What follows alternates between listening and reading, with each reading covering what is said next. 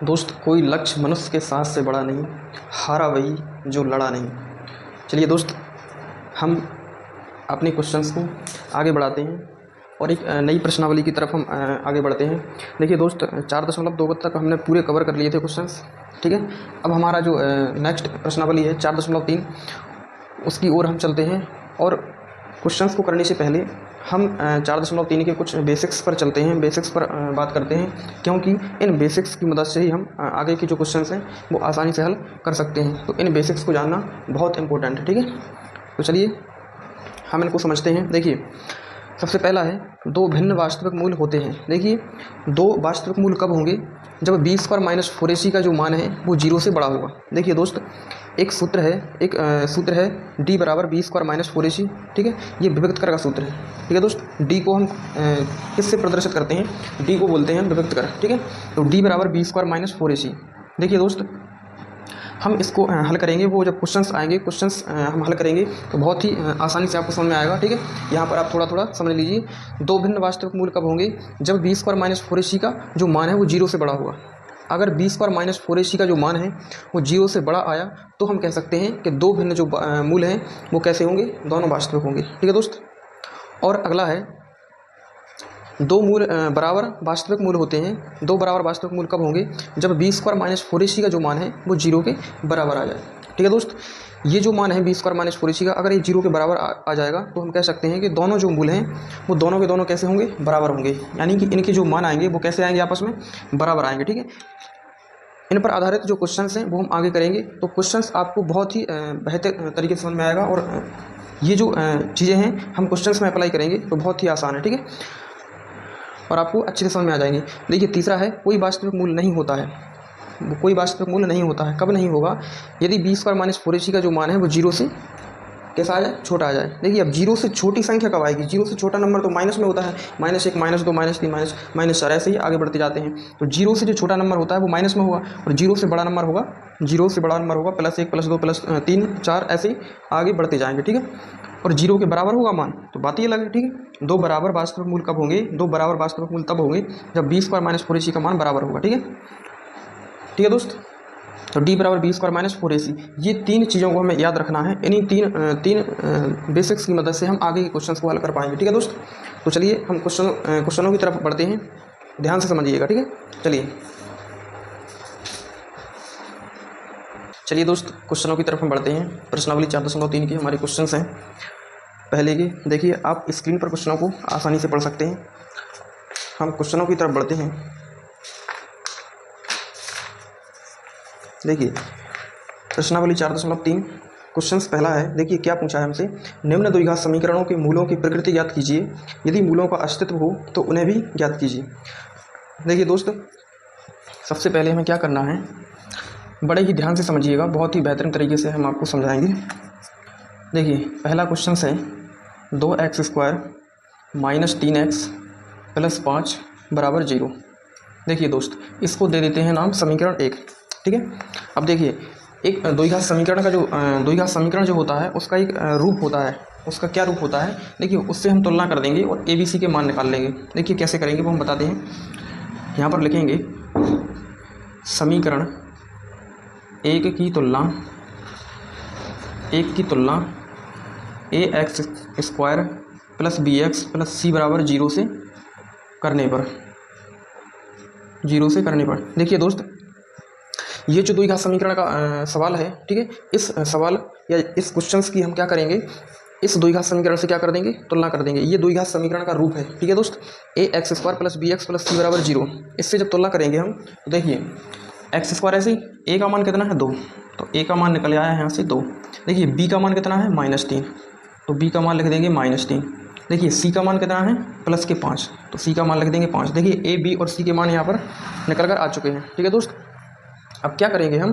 अब हम ज्ञात करेंगे कि वास्तव में ये जो मान आए हमारे, ये अस्तित्व है इनका या नहीं है। तो चूँकि देखिए सूत्र लगाएंगे हम, d बराबर b² - 4ac, या d ना भी लिखो, ठीक है, सीधा लिख दो b² - 4ac = 0, ठीक है दोस्त। देखिए ABC के यहाँ पर मान रखेंगे हम, b का मान कितना है? -3, तो b की जगह रख देंगे -3 का होल स्क्वायर -4, a का मान कितना है? 2, तो गुणा में 2 लिख देंगे। सी का मान कितना है 5, तो 5 लिख देंगे। बराबर में लिख देंगे इसके 0। देखिए 3 का 2 बार गुणा करेंगे तो माइनस माइनस प्लस हो जाएगा। 3 का 2 बार गुणा करेंगे, 3 3 9 माइनस 4 दूनी 8, 8 5 40। ठीक है दोस्त, लिख दो यहाँ पर डी बराबर। ठीक है, देखिए 40 में से 9 घटाएंगे कितने बचेगा, हमारा कितना मान आ जाएगा 31 माइनस के। देखिए दोस्त, अगर ये जो मान आया है, ये जो मान आया है ये क्या है, देखिए ये जो मान है लिख देते हैं, चूँकि बी स्क्वायर माइनस 4ac का जो मान है वो 0 से छोटा है।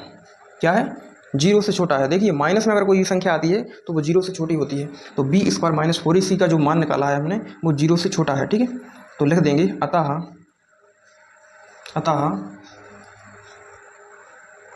मूलों का अस्तित्व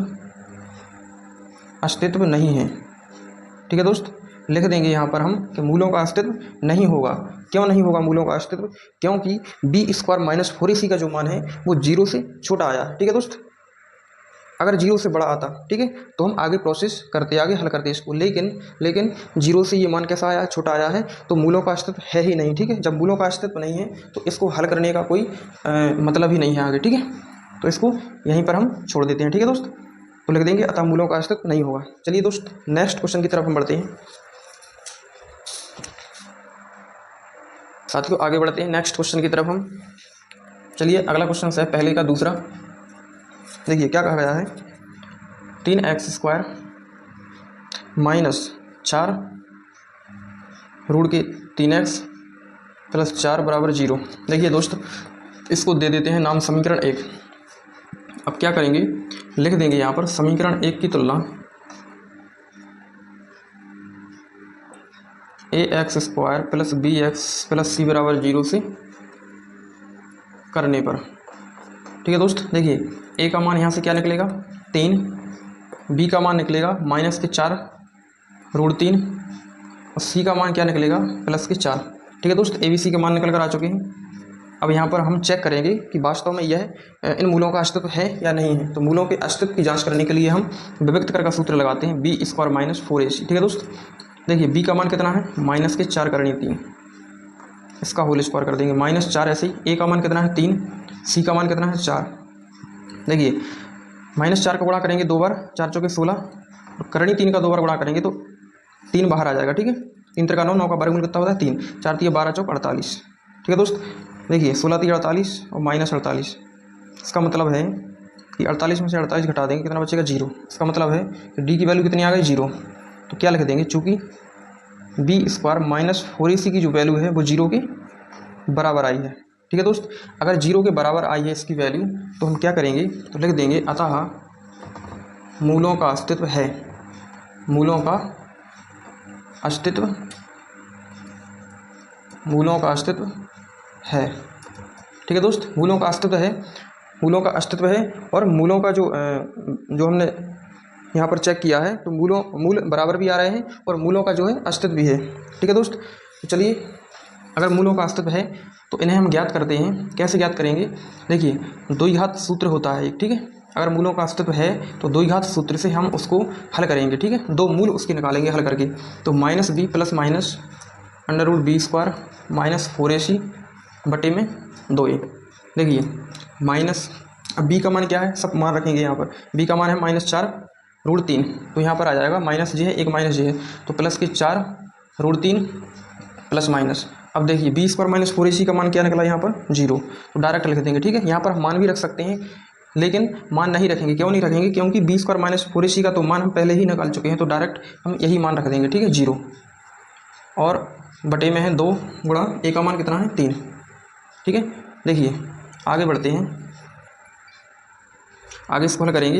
यहाँ से लिख देता हूँ मैं 4 रूट के अंदर 3 प्लस माइनस, देखिए 0 बाहर निकल आएगा, 2 तिया 6। ठीक है दोस्त, अब देखिए एक बार प्लस लिख लेंगे एक बार माइनस, तो 4 रूट के 3 बटे 6, ये प्लस में और एक माइनस में 4। देखिए माइनस प्लस 0 लगाएंगे, जैसे हम प्लस यहाँ पर लिख देते हैं, मान लो प्लस 0। ठीक है, 0 घट जाए किसी में या 0 जुड़ जाए किसी में, ठीक है, तो संख्या में कोई भी परिवर्तन नहीं होता है। तो 4 रूट के अंदर 3 -0/6, देखिए 0 जुड़ जाए या 0 घट जाए किसी भी संख्या में तो कोई भी परिवर्तन नहीं होता है।